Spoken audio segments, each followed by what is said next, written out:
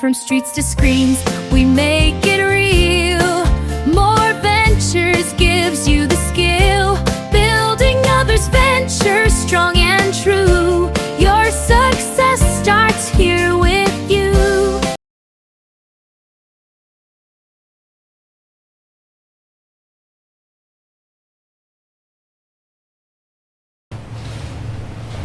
Hi, I'm Michelle Bayano Trillana and I'm the founder and CEO of More Ventures. This is now our fourth episode for our Building Others Ventures podcasting series. Today, we have someone from the vermiculture industry. Magandang umaga po. Ay, tanghali na pala, sorry. Hapon po. Maaari niyo po bang ipakilala ang sarili niyo sa amin at a little about yung negosyo niyo po? Ako po ay si Guillermo Maghirang, tubong Barangay Puypuy po. At nag-alaga po ako ng bulate ng ANC para po magkaroon ng konting kita po. So, paano ho nyo naumpisahan yung pag-aalaga nyo? Ano kung bigla nyong naisip na etong gusto kong umpisahan na negosyo? Kasi nung pong bago-bago lang po yung ANC sabi, maganda po yung presyo na. Kumikiya na po, may presyo po siya ng 1,500 per kilo. Per kilo po? Opo. Mahirap po ba mag-alaga ng bulate? Hindi po. Ang ano lang po nun yung marketing. Kasi nag-alaga lang po ako yung pong nagdala na sa amin, siya din yung kumukuha.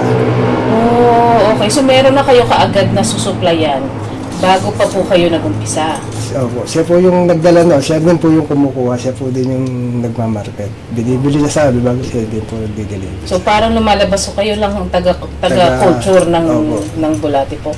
Ano pong klaseng bulate yun? ANC po, African Nightcrawler. So sila ho ang nagbigay sa inyo ng African Nightcrawler. Tinuruan niya ho kayo kung paano alagaan. Oh, okay. Gaano ho kalaki yung lugar ninyo na pinag-aalagaan niya? Maliit lang po. Nung po kasing dati, yung una ko pong ay dati sa likod ko lang po ng bahay, kulungan lang ng baboy.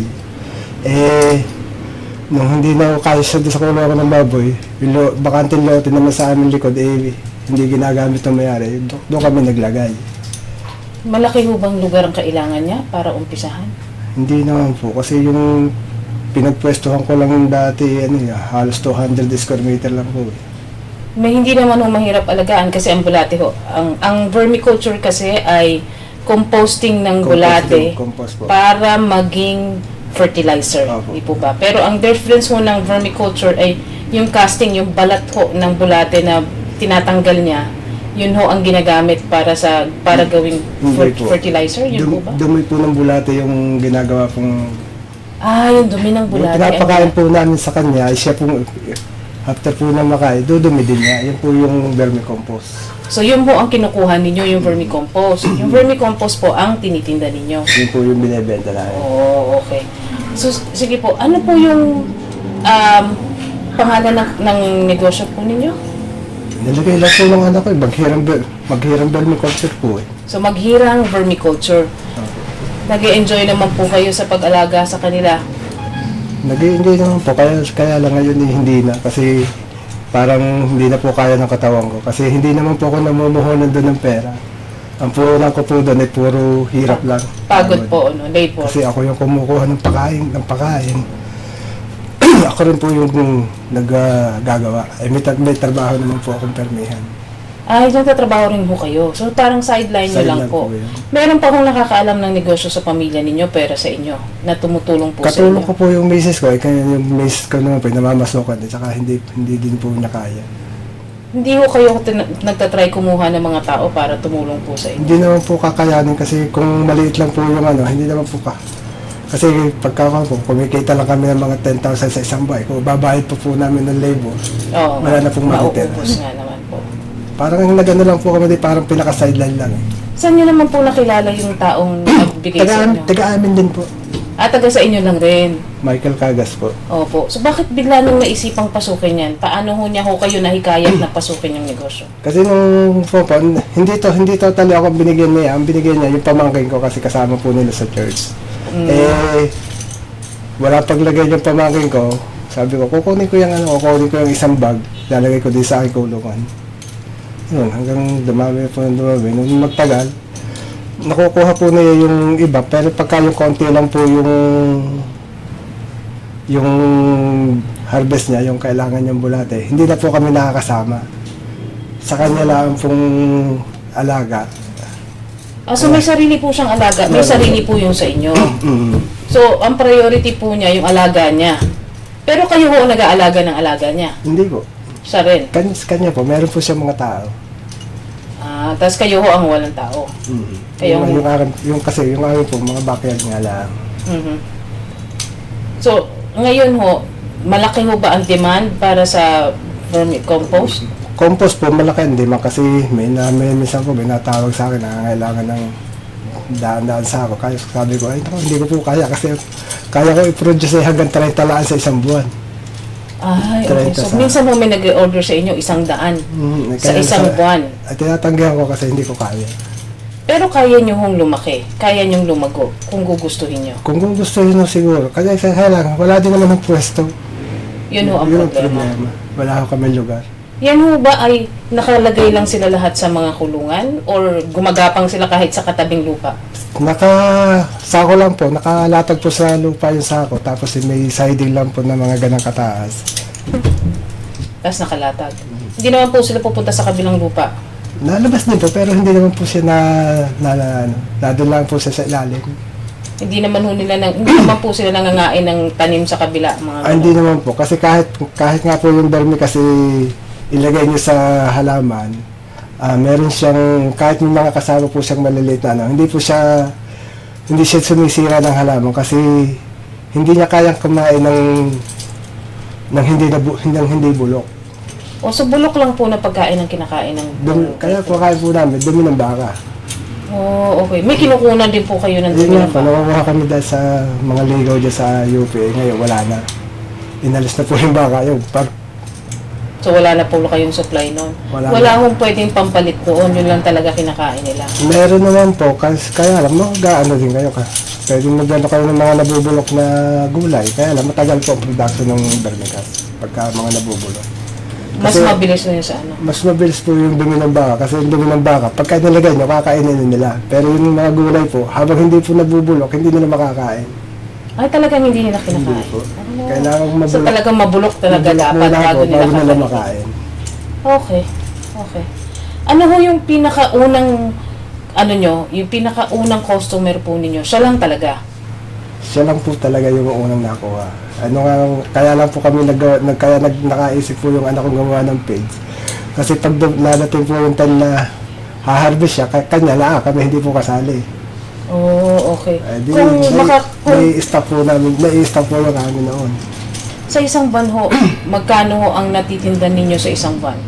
Nung pong nasa kabilang lote ako, nakaka-harvest po ako ng 100 kilo na bulate sa isang buwan. Wow, 100 kilo times 1.5 per kilo. Hindi na po. Ngayon bumaba na po ngayon. Pinakabat, 200 na lang po, 250.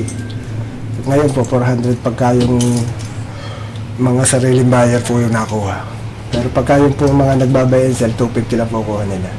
So ibang presyo ng buy and sell. Iba po presyo ng direct buy. Karaniwan ho, mga customer ninyo ay may mga taniman lang rin? Or supplier po? Mga nagbabay and sell lang po sila. Nagbabay and sell nila. Okay. So, ilang taon na po kayo dyan sa negosyo na yan? Nung mag-alaga po ako 2009. Pero nung magawa ng page yung anak ko ay siguro mga 2019 po. So, 10 taon bago kayo nakilala ng iba. 10 taon siya lang ang pinagbibigyan nyo na ng supply, po. Kung ngayon po mabibigyan kayo ng lupa ng malaki, sa tingin nyo po, gugustuhin yung ituloy yung negosyo ninyo? Hindi pa po wala kasi nga nung... Kung may tao rin hong iba na kukunin para tumulong sa inyo, yun po. Kakayanin nyo po? Baka naman po. Kaya lang din mahina na ngayon ng ANC. Ang nga lang ngayon, puro vermicast. Po? Vermicast po, yung compost po. Yun ang malakas ngayon, yung compost. Pero yung culture itself, hindi na ho masyado. Yung ANC po, kaso laganap na rin po eh.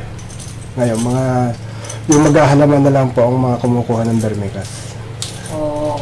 Halos nga po ngayon, 3 buwan akong walang benta ng ANC. Ay, ganun po? 3 buwan?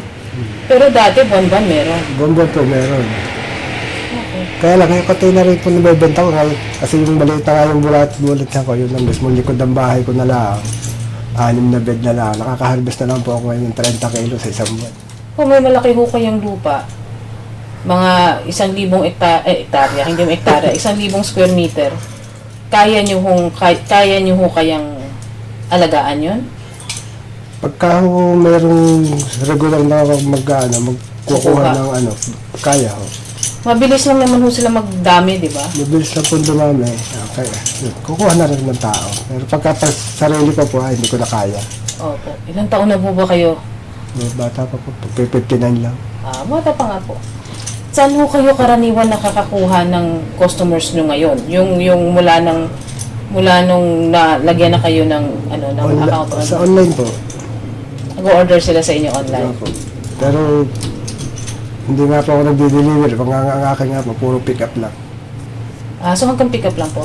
Pero kakayanin nyo ho pag kunyari may nanghingi ng delivery, kakayanin nyo po. Yung problema ko nga doon, hindi ko na kasi may trabaho ako.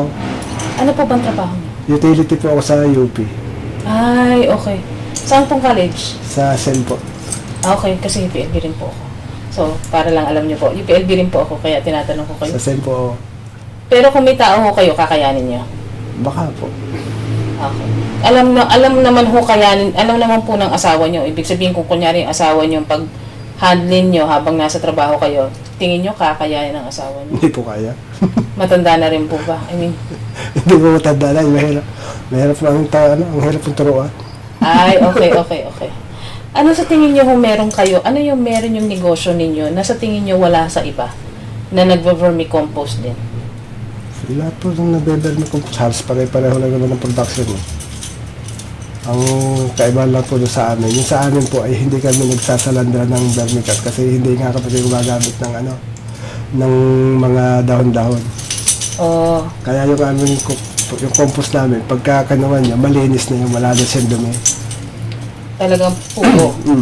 So yun ang pagkakaiba nyo sa iba. Yung iba kasi, pagka naglagay kayo kasi karamihan mo sa iba, naglalagay ng mga puno na saging. Pagka hindi naman, Ay, kasi pampabigat. Hindi, Pampabigat. Ano po? parang pakain din na. Kaya lang, pagka hinarvest niyo yung vermicast, kasama yun. Kaya kailangan linisin nyo, sasalandrahin nyo yung vermicast. Oh, sa inyo ho, puro talaga lang. Hindi naman nagsasalandra kasi wala kayong makakita ng damo-damo sa aming vermicast. So yung sa inyo ho, pag binili, puro talaga. Yun ho ang diferensya ninyo sa iba. Sulit ho ang bayad sa inyo. Tsaka hindi ko kami naglalahok, hindi para sa iba. Ano pong naglalahok? Ano pong ibig sabihin? Naglalahok ko ng ibang sa vermicast. Naglalagay ng ibang Ibang klaseng lupa. pwede. Paano kung nilalagyan ng ibang klaseng lupa? Minsan yun, kumukuha sila sa mga siga, sinasalandra nila, nilalahok. So sinasama dun sa lupa na, sa sako, vermicast. pag tininda. Ilalahok ko. Hahaluin. So parang ho pampabigat ng sako. Padami ho. Ganun po ba tawag doon? Pampadami. Ano ba kung klaseng lupa ang maganda para sa kanya? Yung iba, ang ginagawa nila, pagka yung kaya maraming silang kailangan, namimili sila yung maghahanap ng mga siga, sasalandrahin nila yun. Kasi pag tinignan nyo yun, halos magkapareho lang siya, kaiba lang mabigat ho yung galing sa basurahan kaysa doon sa vermicast na puro. Oh, okay. Ano ho, ilang taon nyo na ho sa negosyo? 2009, ano? 2009 ako nagsimula mag-alaga. So that's almost 20 years na po, no? 15 na. 15. Ano ho yung pinaka proudest moment nyo doon? Yung pinaka na memorable na moment nyo yung nag-umpisa ko kayo ng negosyo nyo? Ang pinakamasarap kong nakuha ko nung bagong panahon pandemic kasi nakabenta ako ng isang bigla doon na isang buyer kumuha ng 125 kilo. Really? Isang bilihan lang po Isang yun? bilihan lang po. Kayo ho nag-deliver, sila nag-pick up? Hindi, pinika po. Dinala nila ng Mindoro. 125. Umabot po ng, sa 1.5 pa po yun, isang Hindi na sako. po, 350 na lang po. 350 sa isang sako. Pero malaki pa rin po yun. Yun na ho yung pinakamataas na naabot nyo. Ano ho yung pinakaunang nabenta ninyo? Magkano ho yung pinakaunang benta nyo? Unang benta ko ay... Yung pinakamaliit pala na nabenta nyo? Ay, baka pinakamaliit. Meron nung kasing nabili ng pampain lang. Pampain lang eh. Meron mong bumibigay sa inyo 1 kilo lang, gano'n. Nabahaga lang, isang lata lang. Naka-package po kayo ng lata? Hindi, yung nabili, nagdadala sila ng lagay kasi ipamamain lang nila pamimingwit. Oh, so ginagamit sa fishing. Oo. Yun din pala siya. Nabahagi din po, meron nabahagi na pa, 100 piso. Okay. Pero ano ho yung pinakaunang nabenta ninyo? Magkano ho ang pinakaunang Ang benta? kauna ng benta ko noon ay 3 kilo yata sa 300, 900. Okay na rin po. Sa unang benta, ano po? Yun ang kauna ng benta ko. Nakakapagpaaral naman po ng anak ang negosyo nyo. Nakakatulong naman po kasi yung aking sweldo ay kulang. Oh. Kaya nga malaking pong tulong pagka yung nakakabenta ko. Kasi kami po taga London. Taga ano po? Taga London. London? Loan dito, loan doon. Ah, London. Okay. Nagets ko po. Okay. Yung klase ho ng negosyo nyo, gusto nyo po bang ipasa sa anak ninyo? Gusto Wala. nyo pong matutunan ng anak ninyo at ituloy nila? Ginaano ko po sa kanya ay wala pong yung sa lalaki ko, tamad. Yung dalaga ko naman po may trabaho, tsaka hindi po siya Hindi niya hilig. So wala ho kayong pagpapasahan pag pagdating ho ng panahon na hindi nyo na kayang baka ho, mangyayari, itigil ko na rin pagka wala na akong source na makuha ng pagkain. Lumipat ako sa pagbababoy. Oh, okay. Kasi, Paano kung gagawin nyo sa lahat ng uod na yun? papapakayo na lang ho, dalahan. Meron hong bumibili ng gano'n. Yung mga namimili ho ng nagbabuy and sell. Ang mga taga-amin din naman. Pagka yung hindi ko na kaya, edi papapakayo ko sa kanila, dalahan na po. Magpapalit naman ako ng baboy. Kung merong unlimited budget ho kayo, anong gagawin nyo? Ng unlimited budget. Para kung dyan sa negosyo nyo, kung may unlimited budget kayo, may magbigay sa inyo ng unlimited budget, kung magkano man ang kailangan nyo, ano pong gagawin nyo? Edi baka ho ituloy. Maghanap ng lupa.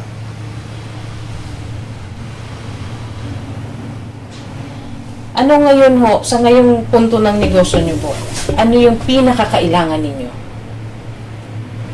Ngayon ho ay yung source ng pagkukuha namin ng pagkain. Yung yung pupo ho ng baka. Dami ng baka. Opo. So yun lang ho, ang pinaka-problema ngayon. Pag yun ho ay nalampasan ninyo at nakakuha kayo ng source ng dumi ng baka, dire-diretso na po kayo mag-negosyo ulit. Baka tuloy-tuloy po naman po yan. Pero yung ko nga lang, na ako kasi... Bakit wala na po sa D3? Di ba meron po sa D3? Hindi naman po makapasok doon ng nakamotor. Nakatricycle. Pero pwede ho kayo kumuha doon. Bibilhin po. Pwede mo doon. Opo, bibilhin. Na-try nyo na pong kumuha sa kanila. Bakit po? At Yung, least yun, nasa loob na kayo ng campus. ako nga po, hindi ako namumuhunan. Ang gusto ko, ang akin po sariling hirap. Sariling pagod. Paano hindi ko kayo mamumuhunan? Hindi ba ko hinihingi lang yung dumi sa sa D3? Binibenta po nila. Ang dumi ng baka sa D3? Binabenta nila? May nabili po.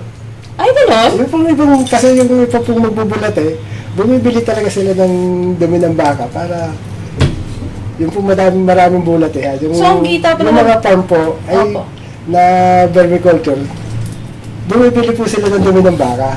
So, hindi lang pala kumikita ang D3 sa gatas. Pati rin pala po sa dumi ng baka Yun naman po, kumikita. hindi naman po nagbibenta na mismo po ng D3. Yung mga tauhan po nila daw, yung mga nag-aalaga po na oo.